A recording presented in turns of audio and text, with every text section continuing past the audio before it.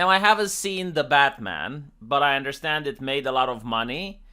It's the second highest debut since the pandemic. So, I guess objectively, it's a commercial success, whether it's good or not. I understand some people are complaining that the movie is too progressive, but there's also progressives complaining that the movie isn't progressive enough. So, this is something that I noticed with the proper critics. You have like the normal person that watches a movie and then they say, "All right, well, I liked it. You should go watch it," or "I didn't like it. I don't recommend you to watch it." So that's like how normal people criticize movie. But then you have like the progressive, and it's like, how does this movie influence society? How does it puppeteer the people? What message does it send to the masses? And it's just like, what the fuck? Man, you should get a job at CNN. Why are you reviewing movies? Just go and talk about the news, like things that actually influence society. So there's like this brain damage coming from the United States academia, from the colonial studies, which talks about cultural appropriation, because you see, culture can be stolen. Like, if you have a group of people, the university, the American academics, believes that there is a connection between your blood and the soil. And everything that is invented in your country belongs to your people, which is a heritage given by blood. And someone that isn't tied to your family tree, to your racial roots and demographics, can steal the culture away from you. It sounds batshit insane, isn't it? Well, that's what Americans get student debt for. So that they get this brain damage and also be indebted for the rest of their life. So you have this bullshit called cultural appropriation that no one agrees with unless you're in the proper, good, aristocratic American circles. And for example, if you have the improper hair, or if you have the improper attire, then you're a racist piece of shit. You need to be taught a lesson, because that's a microaggression. And they need to call the micro police to put you in the micro prison. And even if you try to micro apologize, it will not micro be enough. So, like, fine, whatever. They started with you're not allowed to have the hairstyle of certain people, then you're not allowed to have the attire of certain cultures. And now this is moving forward to the point where an actor shouldn't be able to act unless they are exactly having the same characteristics as the role they're acting. So, for example, there was this movie which was supposed to come out that was supposed to raise transgender awareness. So it was a movie that tried to make the viewer feel sympathetic to the plight that trans people go towards. And in order to get people to watch such a movie, they decided to star. But obviously, Scarlett Johansson isn't trans. So people on Twitter, they started twitching. They started like foaming from the mouth. So she decides to step down from the role and goes like, okay, well, I'm not going to play this role. So the movie got shut down. Like, a movie that was supposed to be about transgender awareness and raising issues about trans plight can't happen because people at Twitter, progressives, mind you, the one that, like, the trans activists, were foaming at the mouth. Because apparently the concept of an actor being different from the role they're playing just flies over these people's heads. And it's not only that, it goes into voice acting. Like, apparently, if it's a black person, it needs to be voiced by a black person. If it's a white person, it can be voiced by anyone, right? Like, whites are interchangeably. But, like, this is the culture that we're in. And now it moves to the point where if an actor is fat, then they should be played by a fat person so that they don't have a fat suit. So, look. First of all, a movie is usually being filmed for 1, maybe 2 years.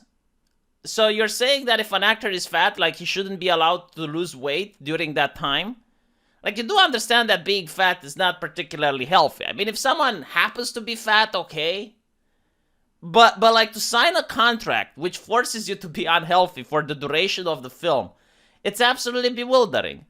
And of course, they don't consider the practical implications. Like, what happens if the character it starts the movie being buffed, then becomes fat, and then is buffed again. Like, for example, Thor in the Avengers, right? Like, he starts the movie as being fit, and then they put the fat suit on the actor. Like, what do you want him to do? Like, do you want the actor to start eating unhealthy, to stuff his face with McDonald's and KFC until he explodes in weight? None of these make sense, right? It's not even that the suggestion is bad, it's that it's unworkable. Like, you really can't work with this.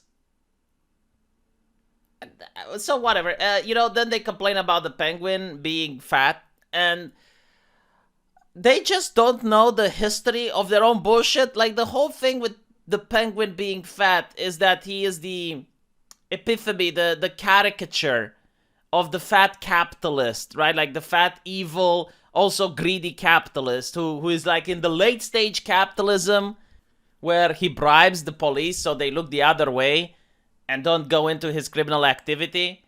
And he's selling weapons and he's selling all of these things to gangs and he's making himself rich, right? Like that's why he is fat. It's because he's the caricature that the Soviets had over the evil, greedy capitalist. But whatever, apparently, the radical transformation to play the penguin was using special effects, but did the use of the fat suit contribute to his performance? The fat suit is having a moment in Hollywood, and it's not the good kind. Again, who gets to decide? Like, first of all, what is the good kind? What exactly is the good kind of moment in Hollywood?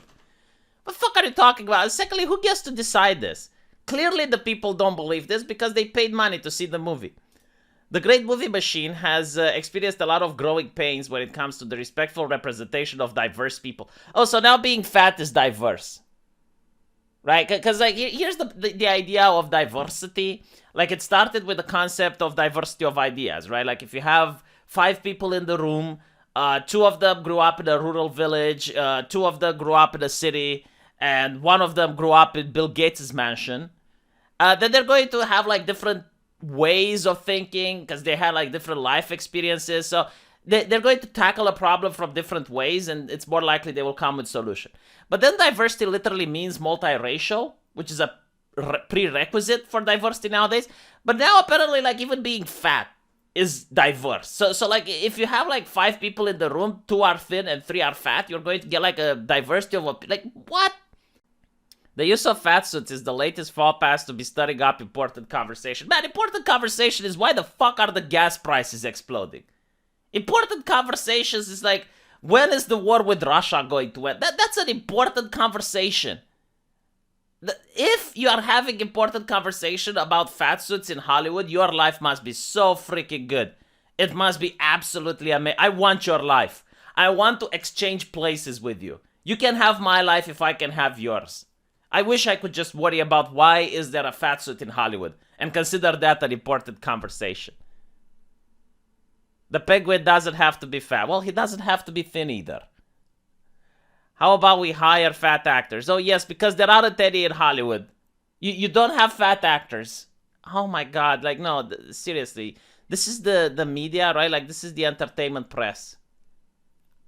Have you ever gone on a Discord? Like, have you ever gone on a forum and you had people actually bringing up these talking points? Or do they not seem incredibly contrived?